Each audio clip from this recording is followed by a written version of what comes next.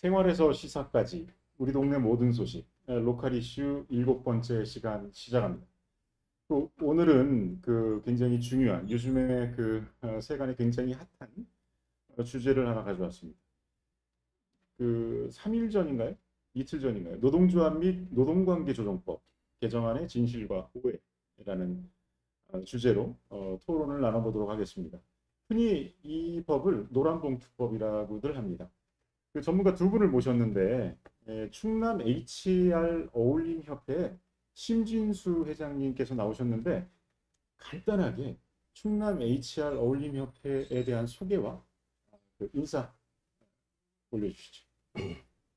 안녕하십니까. 저는 충남 HR 어울림협회 회장 심진수라고 합니다.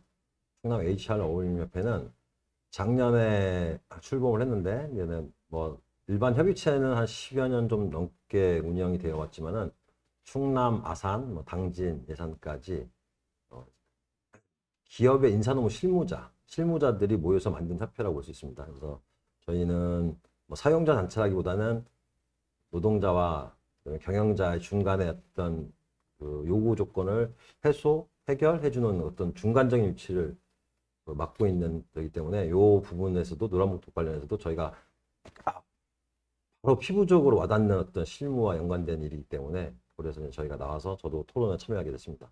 그럼 불러줘서 감사합니다. 네. 그리고 민주노총 세종충남본부 미조직국의 이용재 국장님께서 또 여기 나와주셨습니다. 그 맡고 있는 업무와 그리고 간단하게 본인 소개 올려주시죠. 예, 사회자님이 이제 민주노총 세종충남본부라고 하셨는데, 민주노총 세종충남지역노동조합의 미조직 국장이고요. 저희 세종충남지역노동조합은 세종충남 지역에 있는 중소영세, 우리 비정규 노동자들, 우리 뭐 단국대, 대학 뭐 이렇게 청소 미화하시는 노동자분들, 그리고 이제 각 지방자치단체의 어떤 공무직 노동자들, 그리고 이제 발전소에서 특수경비, 그다음에 청소 미화를 하시는 우리 노동자들이 가입해서 활동하는 노동조합이고요. 저는 그곳에서 이제 노동조합이 필요로 한데 아직 노동조합에 함께하지 못하는 분들하고 이제 상담 진행하고 그 분들을 노동조합에 어떤 같이 가입을 하는 사업을 진행하고 있고요. 현재는 7월 7일부로 지금 해고자 신분인데 어디 관련해서 오늘 좀 이 자리에서 노란봉투법과 관련된 부분을 좀 더 우리 천안 아산 시민들에게 좀 더 좀 설명을 드릴 수 있는 이런 자리에 참석하게 돼서 저도 무한한 영광으로 생각합니다. 예, 고맙습니다. 예, 감사합니다. 일단 토론하기에 앞서서 사실 뉴스를 보다 보면 이 지금 노란봉투법 관련된 것으로 아주 찬반 논란이 뜨겁습니다. 특히 기업 쪽에서는 반기업법이다. 그리고 이제 노동자 쪽에서는 이제 기업 경영 정상화법이다. 이런 식으로 많은 그 악의인가 토론이 곳곳에서 일어나고 있습니다. 근데 이 법이 왜 타이틀이 노란봉투법이 되었는지 그 건에 대해서 그 우리 그 국장님께서 한번 설명을 해줘 보시죠. 예.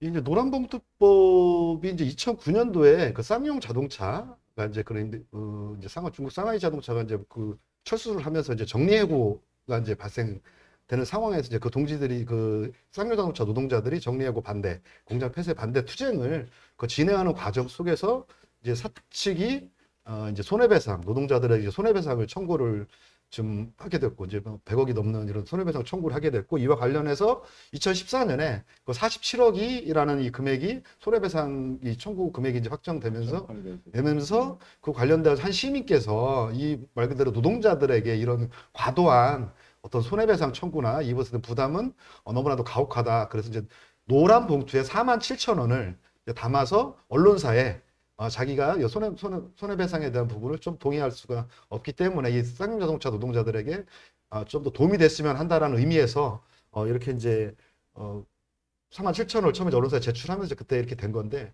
이 쌍용자동차가 이 손해배상 이후에 한 30여 명의 그 노동자가 실질적인 그 손해배상 가압류로 인해서 30여 명이 넘는 노동자와 또 그 가족이 좀 이제 스스로의 어떤 생을 마감하는 이런 진짜 노동자를 죽음으로 내모는 이 손배가압류 문제는 이번에 어쨌든 간에 그 손해배상에 대한 이 부분이 좀 이제 개정이 좀 된 부분은 좀 다행이라고 생각하고요. 더 나아가서는 이것이 2003년부터 이미 두산중공업에 있는 배다로 열사가 딸의 그때 신발을 사주고 싶었는데 아빠가 급여가 압류되고 이런 과정 속에서 너무 힘들다. 그 과정 속에서 어떤 낙질 자본에 대한 어떤 이제 이 문제점을 하면서 유서를 쓰고 2003년부터 실적으로 이것이 사회적으로는 이슈가 됐던 손배가압류 문제가 이제 이렇게 이게 올해 이제 개정된 거죠.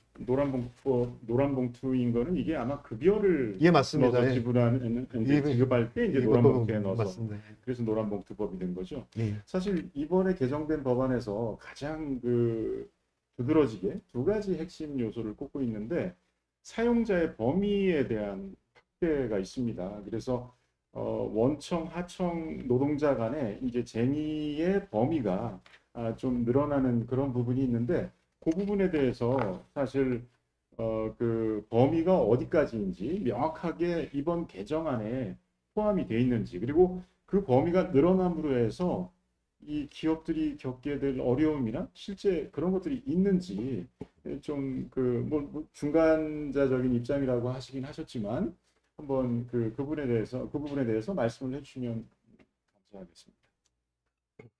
사용자 범위 확대라는 개념 자체가 참 어찌 보면 명확하지 않은 가이드라인에서 아까 이제 뭐 사전에 이제 국장님하고 얘기를 나눴지만 실질적 구체적으로 그 이제 지배를 하는 그 구조라고 어떤 자체가 명시돼 있다 하더라도 이런 이 뭐 예를 들어서 모업체, 원청업체, 하청업체나 도급업체나 이런 같은 경우도 이 모업체 생산 계획에 의해서 실질적으로 이제 회사가 운영이 되다 보면 그 자체도 실질적 구체적으로 이제는 그 지배를 받는다고 볼 수 있기 때문에 아마 그 교섭 자체나 단체 행동 이런 것들이 조금 빈번하게, 그러니까 확실하게 명확한 가이드라인이 없는 상태에서는 그런 어떤 그 쟁의 행위가 빈번하게 발생할 가능성이 높기 때문에 그래서 그 부분이 좀 사용자 경영단체에서 좀 우려하는 거고 저희 실무자 입장에서는 뭐 이 대기업 같은 경우에서는 전담하는 인력이 있는데 저희 뭐 천안함, 충남 지역 같은 경우에서는 대부분이 제조기지다 보니까 그 담당한 분들이 뭐 거의 뭐 많지는 않고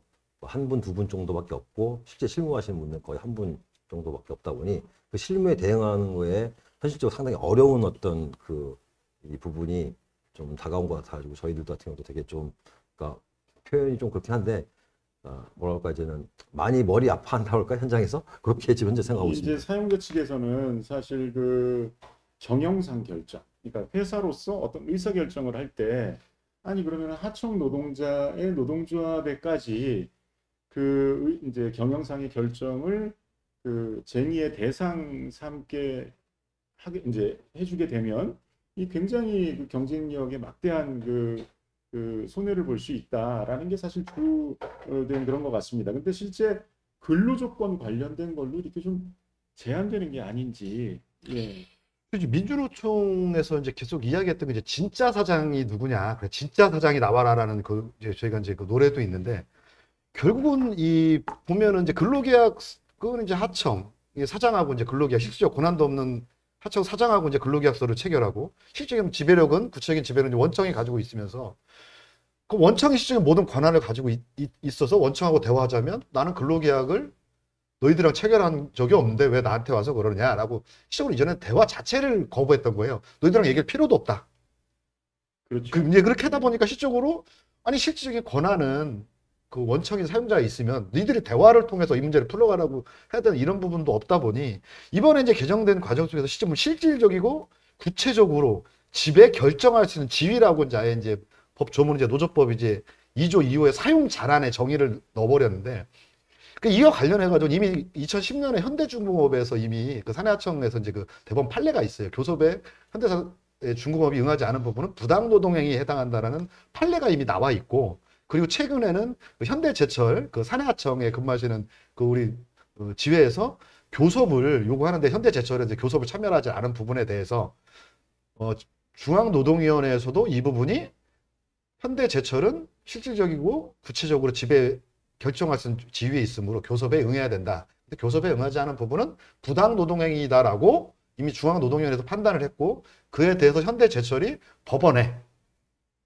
청구를 했습니다. 예, 행정법원에 소를, 소를 이제 제기하고, 법원에 이제 그거는 예. 부당하다 중노위 판단은. 근데 이번에 최근에 현대제철이 행정법원에 제기한 그 소송에 대해서도 행정법원에서도 실질적이고 구체적으로 현대제철 사내하청의 하청 업체에 대한 노동자들에 대한 근로조건을 현대제철이 결정하고 있으므로 단체 교섭에 응해야 된다. 그리고 단체 교섭에 응하지 않은 것은 부당노동행위에 해당한다라고 이미 판결을 내린 바가 있고요. 그럼에도 불구하고 소위 말하는 그 재벌 기업인 현대제철이나 이런 곳들에서 사실 교섭을 진행하면서 법의 판단을 받으면 되는데 이 부분을 갖고 또 행정법원 또 고등법원 대법원 계속 이것을 불복하면서 법원의 판단과 노동위원회의 판단을 이제 불복하는 부분들이 자꾸의 어떤 갈등의 요소가 있는데 그래서 실질적이고 구체적이다라는 것은 이미 법원 판례에 대략적인 부분들은 아웃라인은 좀 나와 있는 현재 좀 사안이라고 좀 보고요. 이것 농부에서 어떻게 더 구체적으로 이제 만들 거냐 이제 이게 좀 이제 과제인 것 같습니다.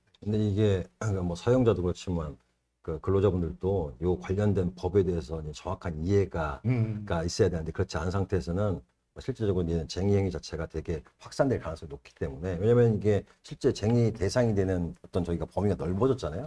그러니까 그러다 보면 지금 제가 이제 근로자분들 자체들이 다 잘 아시고 계시겠지만 그래도 실질적으로 파업이나 어떤 그 파업 관련 행동을 하셨을 때 그러니까 원청 같은 경우에서 예를 들어서 이제는 원청이나 아니면은 그러니까 이 벤더들이 이 글로벌 경쟁 시대에서 이제는 기술력 투자를 했을 때 자동화라든가 요즘에 또 AI가 또 접목돼서 여러 가지 실질적으로 그 현장에 투입돼야만이 우리가 생산성을 유지할 수가 있는데 그 생산성 유지하고 실질적으로 회사가 또 안 되면 구조조정도 할 수 있는 거죠. 어떤 사업이 안 되면 그 부분을 폐쇄하고 다른 사업을 옮겨갈 수 있는 상황에서 그 부분까지 다 이제 확대가 된다면 실질적으로 경영활동의 모든 제재가 가는 거 아니냐라는 그런 상황이 있기 지금 때문에 말씀하신 거는 그러면은 예를 들어서 로봇을 많이 투입하게 되고 사실은 실질적으로 노동자는 좀 적게 필요하게 되고 할 때 그런 흔히 얘기하는 고용 유연성인가요?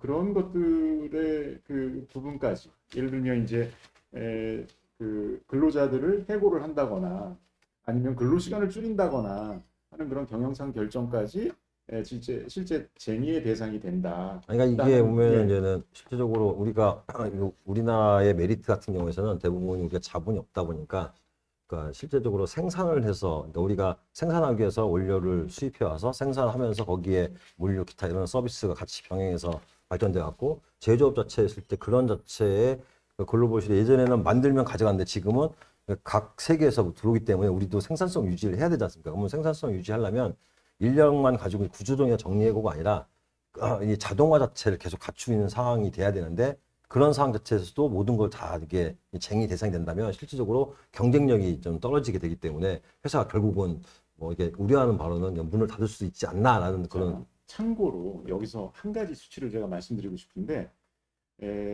실제 우리나라 상장 기업의 사내 유보금이 얼마쯤 되는지 아십니까? 제가 정확한 금액은 모르겠지만 이제는 1년 GDP 정도 됩니다. 알고 한 있습니다. 2,500조가 넘는 걸로 알고 있습니다. 근데 그거의 반이 0.1%의 기업이 사내 유보금. 근데 지금 말씀하신 기업들은 현대자동차라든지 그런 대형 기업들은 대부분 무지막지한 사내 유보금을 물론 그걸로 이제 새로운 그 분야에 투자도 하고는 그렇지만 그래서 제가 볼 때는 이게 그 큰 관점에서 본다면 부의 재분배 문제하고도 관련이 있지 않나. 예를 들면 이제 그런 겁니다. 그 근로 시간이나 이런 부분도 충분히 줄여주고 환경도 좋으면서 하청 노동자까지 좋게 관리하면서 그 할 수도 있는 정도의 수익을 내고 있는 것은 아닌가. 실제 이번에 그 여당인 민주당과 더불어민주당에서 통과시킨 정부와 함께 통과시킨 이 법 같은 경우는 저는 사실 이게 크게 이 큰 관점에서 접근을 해본다면 부의 재분배 문제가 아닐까라는 생각을 일단 해봅니다. 일단 참고 삼아서 그 수치를 말씀드리는 거는 지금까지 쭉 그 역사적으로 그 한국의 대기업이 성장을 해오면서 그 얻었던 사회로부터의 받았던 것을 좀 돌려주는 차원에서 접근하는 것은 아닌가. 이게 지금 지금 이제 말씀하신 것처럼 쟁의행위가 이게 이제 사용자 이제 하청 우리 노동자들까지 이제 어떻게 보면 사용자 대상으로 이제 원청을 교섭을 할 수 있다고 하니까 이제 쟁의행위가 이제 막 남발할 거다라고 이야기를 했는데 저는 오히려 좀 반대일 것 같은 생각이 드는 게 뭐냐면 예를 들어서 이제 지난번에 거제 통영 우리 고통고 우리 지회장님이 뭐 언론에서 많이 보셨지만 이 조그마한 쇠창살에 본인이 들어가서 가두면서 이 비정규직이 어떤 사내하청 노동자의 처참한 삶을 보여줬듯이 실질적으로 원청이라는 존재가 교섭에 나오면 풀릴 수 있는 문제들도 원청이라는 자기들이 입장에서는 나는 너희들하고 관계없으니 하청업체 사장하고 얘기해. 권한도없는 하청업체 사장하고 얘기를 해보니까 문제는 풀리지 않으니까 더 문제가 풀리지 않으므로 더 하청 노동자들은 본인들의 어떤 근로조건을 결정할 수 있는 그 원청 사업주나 이런 사람들한테 하소연하고 이야기할 수 있는 부분이 그런 소위 말하는 정말 말 그대로 극렬한 방식 말고는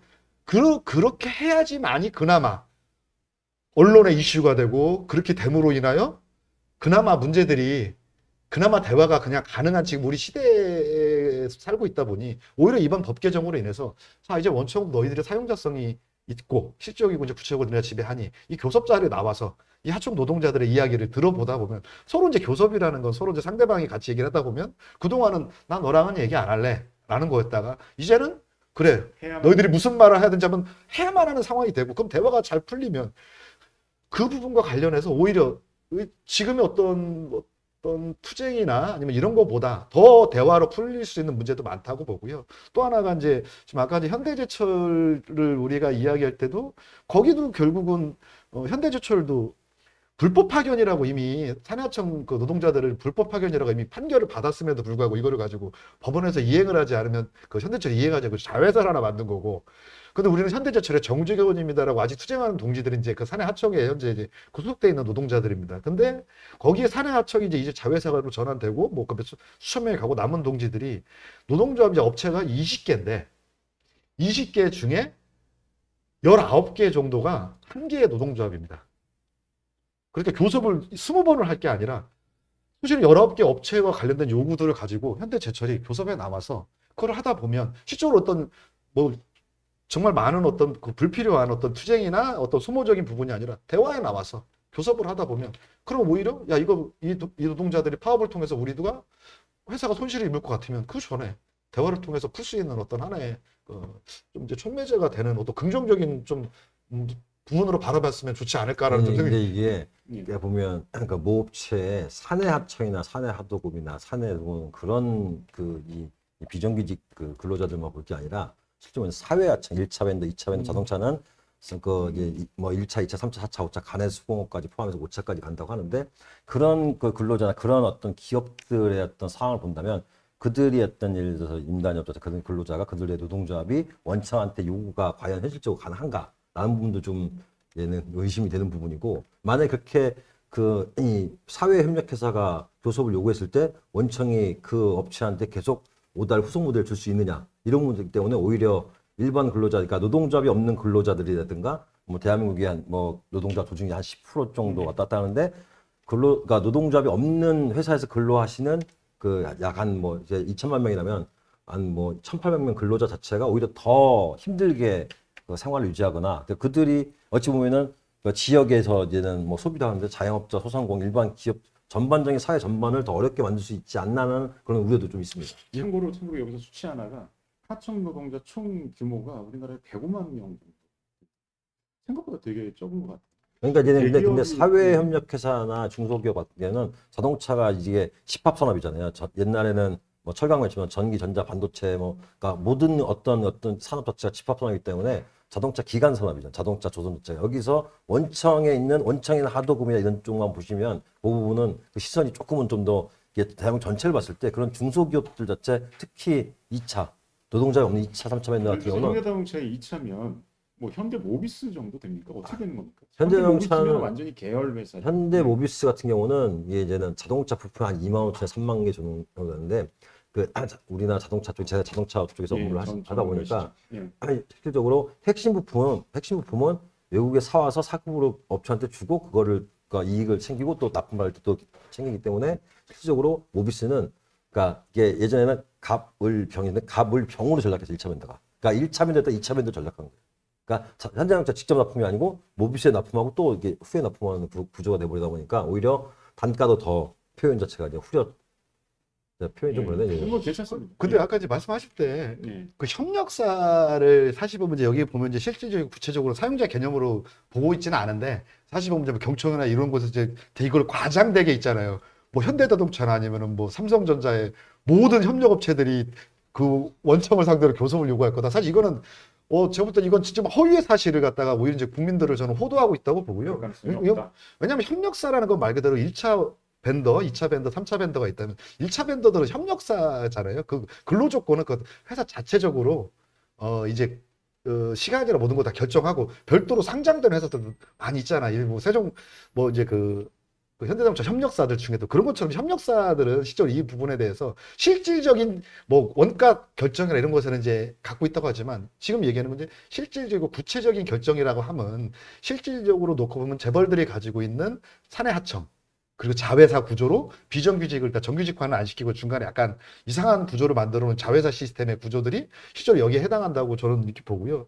이렇습니다. 예를 들어서 저희 이제 노동조합에 이제 보면 이제 당진 화력 발전소가 있습니다. 이게 동서발전이 운영하는 데인데 여기에 근무하는 분들 동서발전이 100% 출자를 해가지고 EWP 서비스라는 회사를 만들었습니다. 근데 본인이 100% 출자한 회사고 그런데 여기에 근무하시는 400여 명의 노동자들은 동서발전 업무 일만 합니다. 청소비와 발주도 동서발전에서 하고 일도 동서발전 일만 하고 월급에 대한 모든 개념도 실제로 원청에서 다 결정을 합니다. 근데 실질적으로 놓고 보면 사장도 원청에서 결정을 해요. 여기는 원청에서 이번에 대표해서 선임을 갖다 원청에서 결정하는 구조인데 그럼 이분들 입장에서는 저희가 이제 교섭을 하면 EWP 서비스하고 얘기를 하면 본인들은 뭐 했는데 원청에서 돈을 안 줍니다. 그럼 이 회사는 실질적으로 100%를 지분을 갖고 있는 모회사가 있고 모회사에서 모든 걸 결정함에도 불구하고 모회사가 대표이사나 모회사 그 인사노무팀하고는 교섭을 저희가 할 수 없는 구조예요. 근데 이것에 관련해서 임금 및 근로조건에 대해서 니들이 다 결정하고 있으니 나와라. 진짜 사장이 이제 이런 주장입니다. 이게 그러니까 저희 실무자 입장에서는 말씀하세요. 입장에서는 자고 지금 국장님 말씀하신 거는 이 예를 들어서 동서발전도 대기업이란 말이에요. 급여 자체가 사내 하청의 근로자들도 그러니까 1차 벤더, 2차 벤더의 근로자보다 급여가 많아요. 현실적인 맞습니다. 아마 국장님 더 잘하실 거예요. 아니 그러면은 왜 근데 제가 지금 말씀드린 것 같은 경우는 이게 실제 볼 때 여기 이 대기업 안에 있는 그러니까 하도급이나 사내 하청, 사내 협력회사만 보지 말고 1차, 2차, 3차 그 실제적으로 어렵게 일하시는 근로자분들 왜냐하면 그러니까 하루하루 자체에서 실질적으로 근무 시간 자체도 또 생산자 납기 준수 안 했을 때 회사 자체가 오다가 끊길 가능성이 거기에 목을 메고 있는 그런 기업들의 근로자도 같이 생각해 준다면 너무 이제 실질적으로 요거에 대해서 쟁의 같은 경우에서는 정말로 아까 초도에 말씀드렸듯이 이 법에 관해서 오해를 하지 마시고 그러니까 뭐 표현 자체가 그러니까 이 법에 대해서 누가 오해? 아까 근로자분들에 대해서 아까 쟁의 자체 왜냐면 지금 말씀하셨지만 사회협력회사 회사는 가만히 있다 하더라도 사회인 협력회사의 이 노동자나 아니면 근로자나 노동조합이 원청한테 실질적 교섭 요구를 할 수도 있는 상황이 될 수도 있잖아요. 근데 제가 볼 때는 그거는 그러니까 하겠는데 그래서 그거는 아니다라는 거에서 판결이라든가 되지 않게 그 결론이 나기 전까지는 분명히 할 회사도 있을 거라고 생각해요. 아니 그러면 잠깐만 한 가지 여쭤보고 싶은 게 동서 발전 거기에서 이제 그 자회사를 하나 두어서 거기에 이제 인력 채용이나 뭐 이런 그 노무관계 일을 이제 그 자회사를 통해서 하게 되고 근데 그럼으로써 얻어지는 메리트가 사실 뭐가 있는지요? 지금 말씀하신 걸로는 급여도 뭐 이렇게 차이가 별로 없거나 더 많거나 아니 제가 말씀드린 거는 네. 그 사내에서는 당연히 급여 차이가 있는데 사내 협력회 사내 하도 그 회사하고 똑같이 사내 협력회사도 1차면도 마찬가지잖아요. 그러니까 근데 물론 이제 근데 그들보다 1차 사회인 협력회사의 근로자보다 사내 하도급 회사에 들어가기 더 희망해요. 왜냐? 여기가 더 급여가 더 맞고 여기가 더 오히려 더 안정적이라고 생각하기 때문에. 그렇습니까? 오히려 저는 그 부분이 좀 약간 결국은 뭐냐면 우리 한국 사회의 그 자본 재벌들이 결국은 자기들은 이제 이익이 있잖아요.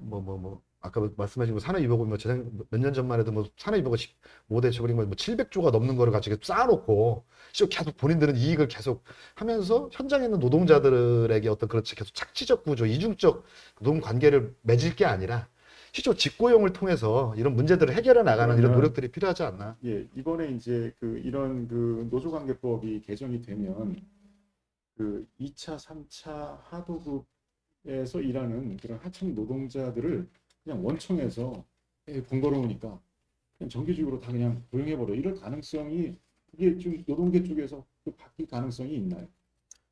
제가 볼 때는 뭐 실질적으로 민노총연맹의 어떤 그 총연맹의 위원장님이나 분들 같은 경우에는 우리가 대기업 노조에 왜냐면 대의원이다 보니까 대의원이 많아야 선거에서도 하시니까 그리고 한국노총도 마찬가지로 뭐 제가 뭐 SK나 LG나 큰 회사들 규모가 조합원 수가 많고 대의원이 많은 회사에서 하기 때문에 대한민국 노조 조직률이 한 10% 중에 한 1%? 거기에 해당되시는 분들이 대부분이 이제 우리나라 그 노동관계법을 제가 표현이 자체가 조금 뭐 표현이 좀 잘못될 수도 있겠지만 그들이 많이 조정을 하고 계신다는 생각이 좀 들어요. 그렇다 보면 실질적인 정말로 서민들, 근로자들 2차, 3차 계속 말씀드리면 2차, 3차 지금 뭐 위원장께서 말씀하신 대로 모든 근로자를 현대자동차 근로자, 기아자동차 근로자 했으면 좋겠는데, 근데 그건 아마 현실적으로 좀 어렵겠습니다. 자꾸 이야기하실 때 네. 협력사들을 자꾸 얘기하다 보면 이 주제와 이게 관련돼서 좀 되게 많이 좀 이게 너무 확대돼가지고 협력사는 사실 보면 제가 볼 때는 이 법하고는 좀 크게 좀 연관이 없을 것 제가 볼 때는 연관이 있을 것 같다는 생각이 들어요. 일단 많이 연관이 있어요. 열띠다 보니 이게 진도를 좀 못 나가고 있는데 또 한 가지 큰 차이점 하나가 이 지금 무슨 소리죠? 차이점 하나가 하청 노동자의 쟁의에 의한 사측 손배소에 대한 제한을 두는 그것을 구체적으로 이제 이번에 개정법에서 이제 하게 됩니다. 그러니까 손해배상 소송에 제한을 둔다. 그러니까 뭐 이전 같으면은 특히 이제 쌍용 자동차 케이스를 처음에 설명을 해주셨는데 이 바뀌는 부분이 어떤 부분이 바뀌는 것인지. 예, 지금 저희 이 개정되기 전에는 그 노동관계 조정법에서 보면은 근로조건, 임금 및 근로조건을 의한 것만 이제 합법적인 쟁행이라고 인정을 하면서 인사 경영권 있잖아요. 이 관련돼 가지고는 실질적으로 이거는 쟁의 행위의 뭐 합법성에 이제 빠져 있었습니다. 그러다 보니까 정리해고 사실 노동자의 가장 크게 신분이 내가 이 회사에서 해고를 당하는 상황에서 어떻게 보면 내가 가장 근로자의 지위가 변경되는 가장 중요한 노동조합의 어떤 목적임에도 불구하고 이렇게 이제 정리해고를 반대하기 위한 쟁의행위를 한다든지 이 부분이 모든 것이 불법으로 정리가 되다 보니 그 관련된 것들이 결국 손해배상으로 연결되고 이제 가압류 이런 과정이 있었다면 이번에 어쨌든 간에 이제 2조 5호의 이제 노동쟁의라는 노동쟁의의 그 5항에 이제 추가된 것이 이제 해고, 근로자의 지위, 그리고 근로조건에 영향을 미치는 사업 경영상의 결정이 이제 이번에 이제 추가가 되다 보니 이제 쟁의 행위에 의한 이 부분, 소위 말하는 이제 내 정리해고나 이 관련된 부분들 속에서도 이제 합법적인 쟁의 행위를 할 수 있는 어떤 길이 열렸다는 것이 뭐 저희 입장에서는 적극적으로 환영할 부분이고요. 사실 노동자가 그 임금을 목적으로 생계를 유지하는 부분은 제일 중요한 것은 고용 안정이잖아요. 내가 어떤 일하고 있는 과정 속에서 회사가 갑자기 어느 순간 한 500명, 100명, 한 몇십 명을 정리해고 해야 된다라고 하는데 이것에 대해서는 지금 그동안에는 조합이 노동자들이 저항을 하면 모두가 다 불법으로 불렸던 겁니다. 그러다 보니까 대한 것은 이제 손해배상 소송. 그래도 이전에 이제 들어갈 수 있고 계속 그렇게 했던 거고 그게 반복되다 보니까 아까 얘기했던 최초의 2003년에 배달오였어도 두산중공업의 정리해고 뭐 이런 과정들이 있었고 그리고 이제 아까 얘기했던 쌍용자동차 노란봉투법부터 2009년에 이 과정도 정리해고를 반대하는 거 있잖아요. 이 투쟁. 이 과정 속에서 모든 것이 불법이니 너희들이 노조법에 의한 불법 행위를 노조법에 따른 합법적 쟁행위가 아닌 불법이므로 이거에 대해서 손해배상 그리고 가압류 그리고 결국은 노동자들의 죽음 계속 이것이 반복되는 지금 구조 속에서 좀 이번에 어쨌든 이제 그런 부분들이 이제 근로자의 지위에 관련된 부분이 들어갔다는 걸 좀 환영합니다. 지금 말씀하신 거는 이제 파업의 합법과 불법의 범위가 바뀌었다라는 걸로 이제 해석이 되고 제가 이제 여쭤본 거는 사측에 손해배상 소송에 제한을 둔다. 그거는 제가 볼 때는 쌍용자동차 케이스 같은 경우는 이제 무한 연대 책임이었던 것이 뭐 어떻게 한다는 겁니까? 손해배상 청구 소송에 제한을 둔다.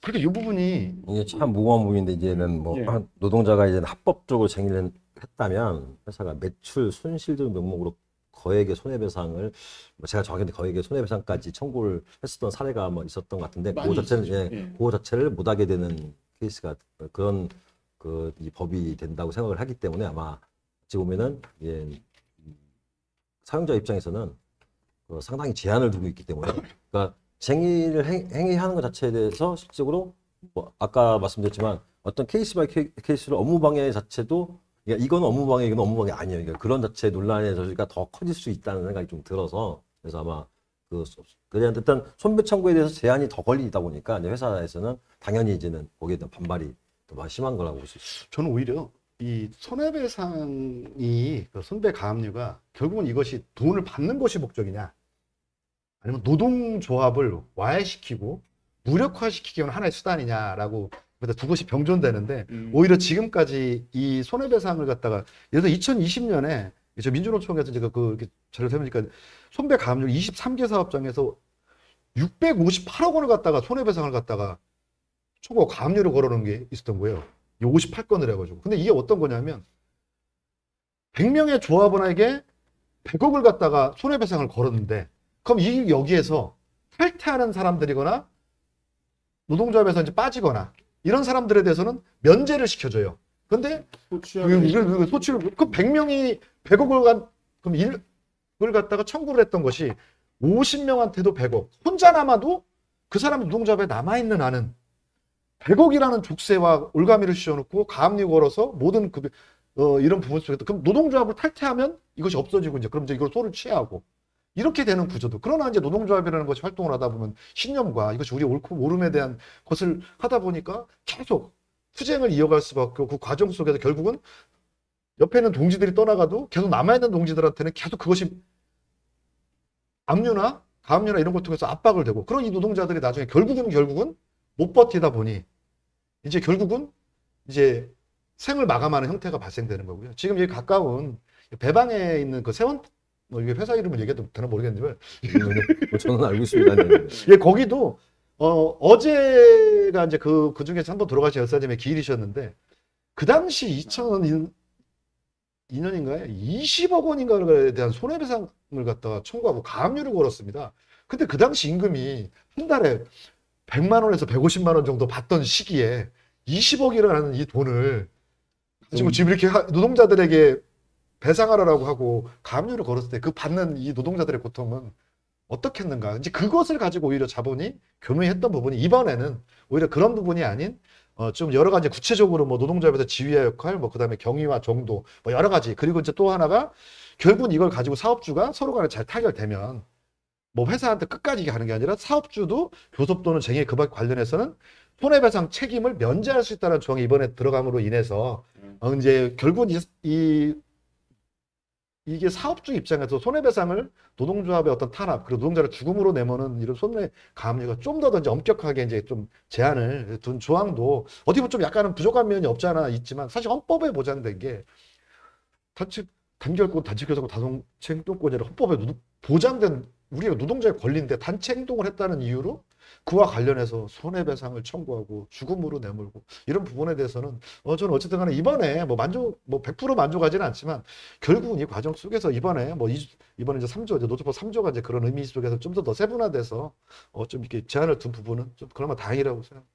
그러면은 이게 뭐 무슨 좀 가이드라인이 정부에서 그 법 개정안에 대한 아주 세세한 그런 준칙 내지는 그런 것들이 있으리라고 이제 있어야 된다고 이제 보여지는데 실제 이제 사측에서는 걱정되는 게 그런 게 또 있을 법해요.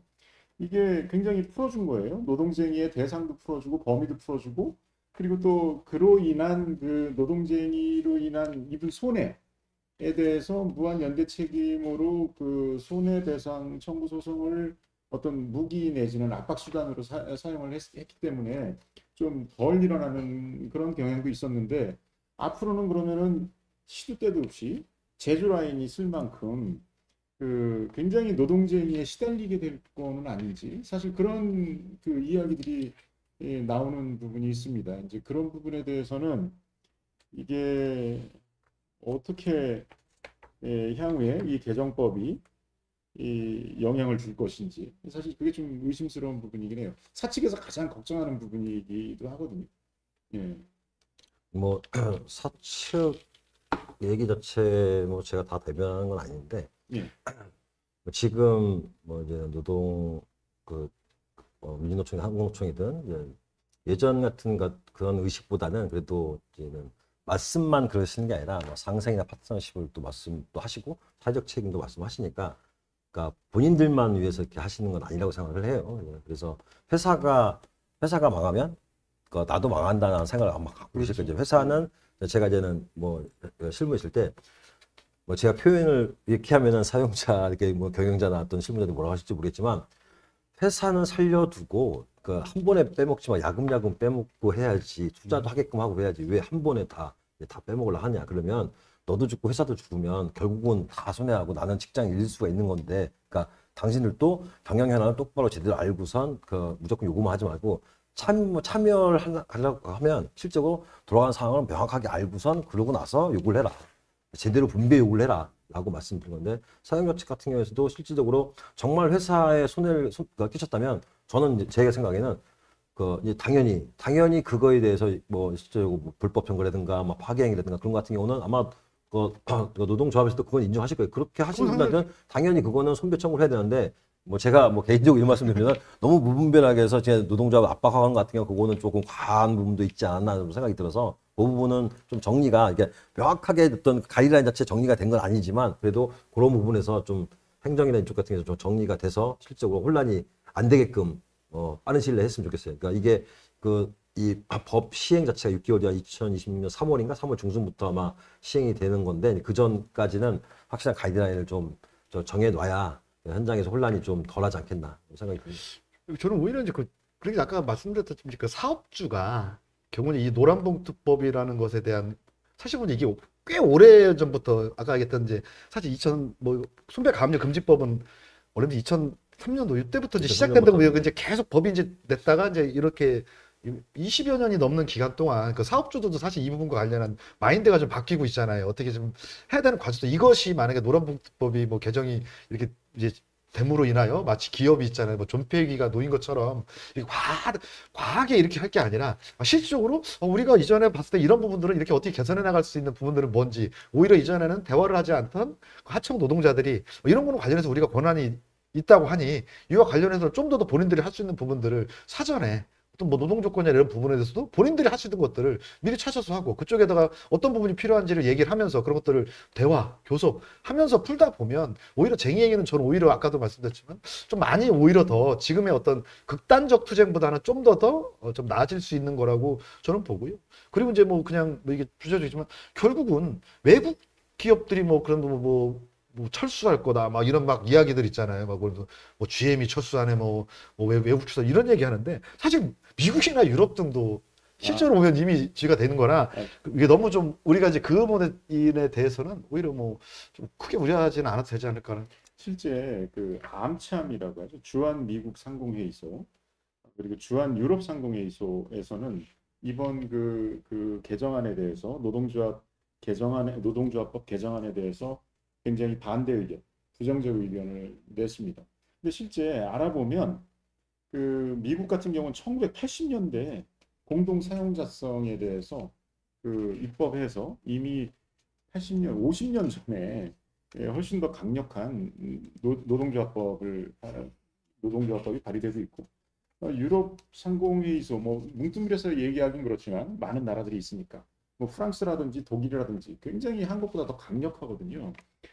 그래서 사실은 그런 강력한 법 때문에 떠난 기업들인지는 모르겠습니다. 그 좋은 환경 때문에 이제 한국으로 들어온 기업들인지는 모르겠으나 그런 회사들이 이런 것들이 통과되고 이렇게 경영 환경이 악화되면 우리 떠날 수도 있다라는 식의 또 언론 플레이랄지 보도 자료도 이제 배포가 되기도 하고 그런 부분에 대해서는 저는 사실 이게 노동자에 대한 그러니까 노동자를 회사의 구성 요소로서 파트너로서 인정을 하고 어떤 그런 경영 의사결정의 중요한 요소로서 인지를 한다면 해결이 될 문제가 아닌가라는 생각도 들긴 합니다만. 그러니까 뭐 제 개인적인 생각으로는 이제는 암참이나 유럽연합에서 같은 경우는 그러니까 어찌 보면은 뭐 지나치게 좀 추상적인 어떤 그 사용자 범위 자체가 나와 있기 때문에 그런 거에 대한 어떤 행정이라든가 중에서 좀 그러니까 명확하게 가이드라인을 제시하라는 건 좀 약간 뭐 좀 압박 아닌 압박 자체가 좀 존재한다고 생각하고 이제는 그 외국 기업들이 한국에 투자한 것 자체가 경영권 안정이라든가 뭐 이런 쪽에 그 메리트가 있어서 투자를 한 건데 실질적으로 이제는 사용자 범위가 명확하지 않으면 어떤 뭐 이 실적으로 거기에 교섭에 응하다 보면은 그 응하지 않았을 때 형사처벌 대상이 될 수도 있기 때문에 그런 거에 대한 우려도 있고 그래서 아마 제가 좀 전에 말씀드렸듯이 고용노동부나 이쪽 그 행정청에서 명확한 가이드라인이 좀 제시를 좀 해달라는 어떤 요구가 결론은, 같아요. 요구 같아요. 저는 오히려 이제 그게 음. 이거 한 말씀만 좀 드리고 예. 그럼 이제 마무리 말고 말씀. 시간이 예, 시간 많이 됐습니다. 아, 예. 사실 이제 뭐 유럽 상공회의소나 이런 데들은 EU에서는 계속적으로 우리가 이제 그걸 보면 있잖아요. 뭐 과도한 그 손해배상이나 뭐 근로자에 대한 가입에 대한 부분을 계속적으로 바꾸라고 이제 유럽이나 EU에서는 계속 요구한 거고. 근데 여기 와 있는 유럽 상공회의에서 이제 우리나라에 있는 외국 기업들 유럽 말하는 거지 않습니까? 그래서 사실 뭐 예전에 우리 입장했던 뭐 발레오 지금 없어지면 발레오 공조도 교원 여기 와서 먹튀 자본을 하고 2년 동안 그 노동자들이 공장에서 이제 이렇게 싸운 경우가 있고 또 이제 그 경주에 있는 발레오 만도도 결국은 그 사장이 2019년에 형사처벌 받았잖아요. 이게 결국은 그 나라에서는 못하던 일을 우리나라에 와서 자꾸 위법한 행위나 이런 정상적인 활동을 못하고 있는 부분들이 너무 많았기 때문에 오히려 유럽 상공회의에서는 정말 말 그대로 우리나라에 와 있는 그냥 이익단체일 뿐이지 그 EU의 유럽연합하고 좀 다른 개념이기 때문에 저는 오히려 ILO 권고에 따라서 이번에 법 개정이 제대로 좀 이루어진 거 아닌가라고 싶습니다. 예, 뭐 이거 제가 또 이렇게 말씀드리면 뭐 간단한. 평화 관련해 가지고 저도 뭐 자동차 쪽 있으니까 이제 알고 상황 자체에서도 현직에 있었기 때문에 좀 아는데 뭐 중요한 거는 뭐 저희들 이렇게 실무자 입장에 중요한 거는 경영자 아까 말씀드린 경영자나 노동자의 중간에서 어떤 양쪽의 요구 사항 자체를 실질적으로 해결을 해주는 그 위치에 있다 보니까 조금 이제는 감정적으로 대립하는 경우가 되게 많지 않습니까? 이제는 일하고 감정하고 조금 구분을 해서 우리 조직이 힘들게 하지 않는 그런 상생한 입장으로 좀 이렇게 대화도 하고 좀 이렇게 뭐 실제 입장만 하지 않고 상생, 우리는 파트너다 이런 개념으로 접근해서 분쟁이나 이런 갈등이 조금 최소화될 수 있는 방안 자체에서 실질적인 대화가 어떤 이 폭력이나 아니면 그 힘에 의한 어떤 그런 행동보다는 실질적인 대화, 현장에 맞는 대화 이런 게 좀 이루어졌으면 좋겠다는 생각이 듭니다. 예. 오늘 아주 열띤 토론을 해주신 두 분 감사드리고요. 실제 1일 전에는 상법 개정안이 통과가 됐죠. 최근에 그 굵직굵직한 입법 활동이 국회에서 많이 이루어지고 있고, 그로 인해서 많은 그 변화가 있는 그런 상황입니다. 다시 한번 힘을 합쳐서 노조도 그렇고 사용자도 그렇고 다시 한번 그 높은 성장률을 구가하는 대한민국이 됐으면 하는 바람이 있습니다. 로컬 이슈는 계속됩니다. 다음 해에 또 만나 뵙도록 하고 출연해 주신 두 분 정말 감사드립니다. 이상으로 마치도록 하겠습니다. 이거 마무리 발언 감사합니다. 뭐 따로 안 하고.